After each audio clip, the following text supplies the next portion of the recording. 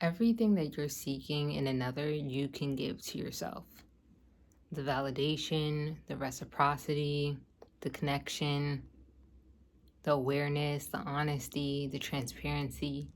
These are attributes that often we want to reserve for relationships with other people.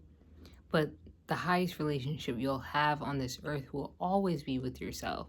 If you don't take care of yourself, you cannot be with another who can take care of you and also who you can take care of. Why would we want to be around someone who doesn't take care of themselves, doesn't stop to notice themselves, doesn't smell the roses? I used to be one of these people, the person that's always trying to avoid and complain and sit in melancholy and just focus on how someone or something outside of me is not meeting a need that I must meet for myself first. And learning that the adult needs that we experience and that we want and desire are rooted in childhood needs that weren't met. Well, we needed them met. So even with validation, this is a clear example. So with validation, oftentimes we are wanting someone to say, hey, like, your emotions are valid right here. I see your perspective. But with connection not only validates, but sits with you in it. It says, oh, I've experienced this too. Validation is not a negative thing at all. However, when we continue to seek it from outside sources, that means that we're starving ourselves. And many adults are starving themselves emotionally, and so seeking to manipulate other adults to do these certain things to make them feel better inside. That is not,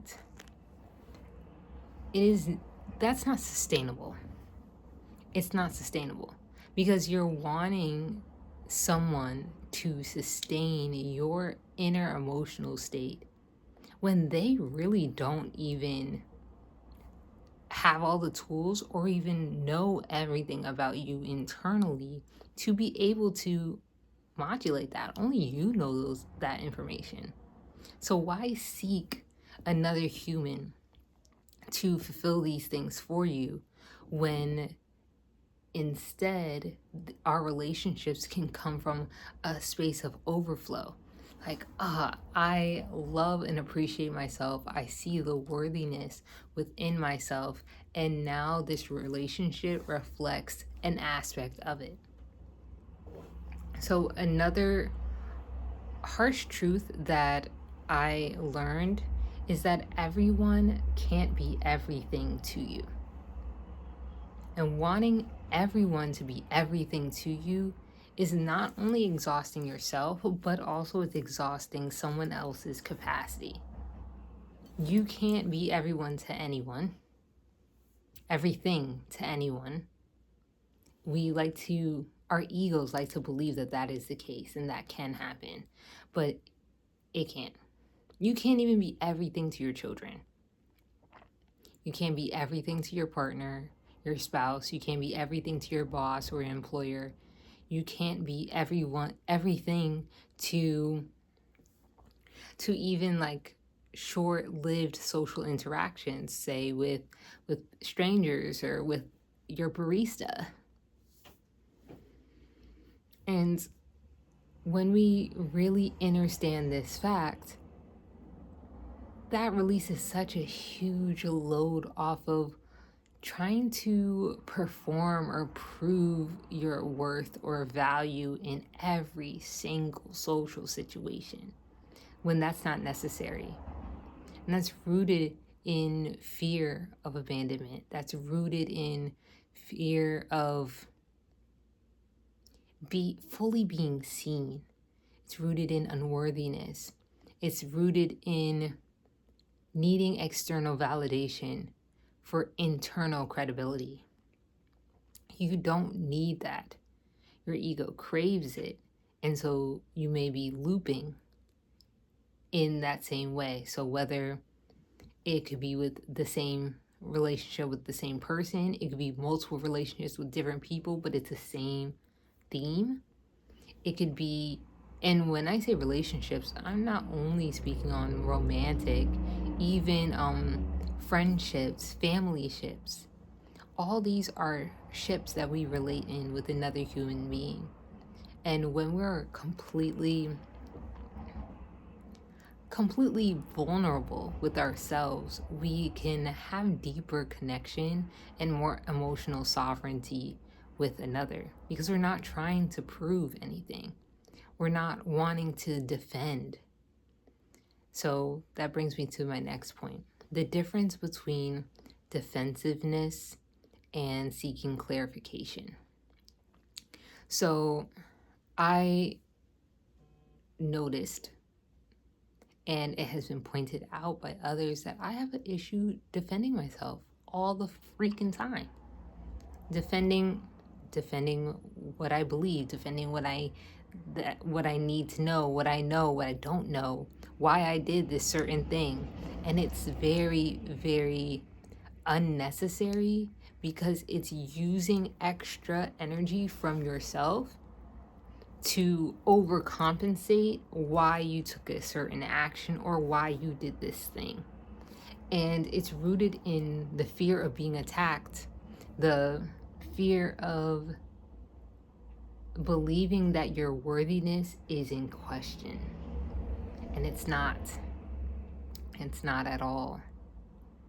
Your worthiness is not in question only when you question it. Other people are reflecting that back to you. They're reflecting it back. So when you're wanting to be defensive and you're thinking, okay, like, I wanted to make sure that this person knows why I did what I did and knows what I meant by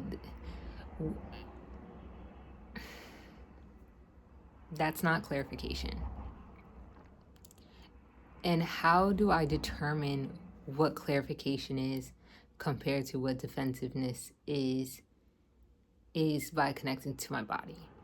How is my body reacting to what my mind is wanting to say and do in this very moment?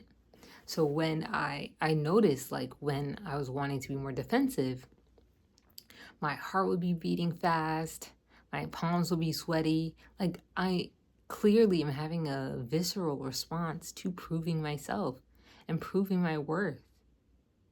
But it's like, is everything going to be something, the hill that you want to die on? No. Allow room for other people misunderstanding you and misunderstanding your interpretations, so that you can value your own peace and your own clarity. When you're clarifying your point or position, you're not gearing up for war. Your heartbeat is not racing. You're calm, you're open, you're curious. Like, what was it with this statement that I just shared, or this position I have on this, that you're wanting to know a little bit more about? That's clarification. So that's asking questions curiously. Clarification, ask questions to understand the level of understanding from that person. Defensiveness, you're not asking any questions. You're going straight to statements. Straight to statements straight to defending, straight to marking your territory, because this is my opinion and this is what I know right now. I don't care if it's wrong or right. I just know it's mine. That's ego. That's all ego. Rooted in egoism, but more so rooted in the feeling of unworthiness, not feeling safe, fear of repercussions, fear of abandonment, attaching someone else's view of you to your own worthiness. And you may have felt this as a child. You may have felt this in previous relationships. Those feelings are valid, and that ego wants to protect you. It's a noble thing. And it has protected you in the past. But for us to form healthy relationships with ourselves and with other people, we must know and acknowledge our worth. And worth doesn't have to be defended. Gold is just gold. Gold doesn't come over here, hey, like, I'm shinier than this brass over here. I need to prove that I'm shinier. I need to prove that I'm more valuable. No. Stars in the sky. Is the Little Dipper really thinking about the Big Dipper? Like, yo, why you bigger than me? No, the Little Dipper's just gonna dip. It's gonna do its thing. It's gonna shine bright in the night sky.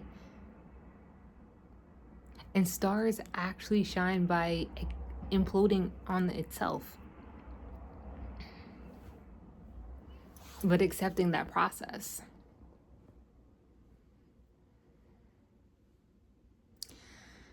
So, all this is to say that I feel you. I understand. I get it. I've been there too. That needing to be right negates your inherent need and desire to feel good. To feel good, worthy, and aware. When you put a defense and a fence around what every single time, like, you're sharing something or when something's shared about you, you're not only closing yourself off to hate, you're not only closing yourself off to anger, you're not only closing yourself off to the other person's reaction or response, but you're also closing yourself off to love, clarity, curiosity, joy, peace. Because this spiral, it assists our minds in overthinking. And when we overthink, we overattach to our thoughts, thinking that all those are us and that all of them are true, which they're not. They're not at all.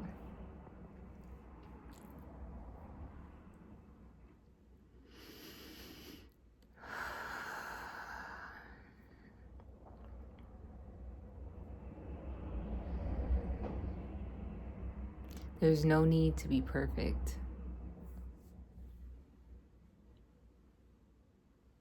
The world wants you. The world wants you. There is no need to be perfect. The world wants you.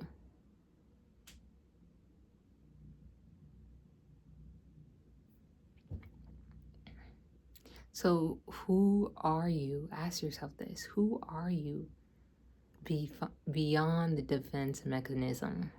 Who are you beyond the one who's seeking validation in circumstances, conversations, daily experiences with people you know well and people who you don't know that well. And what are some areas that you can now feed that to yourself, give that to yourself, fan your own flame so that you can grow, so that you can stand strong, stand firm in your knowledge of self, your own authenticity of who you are.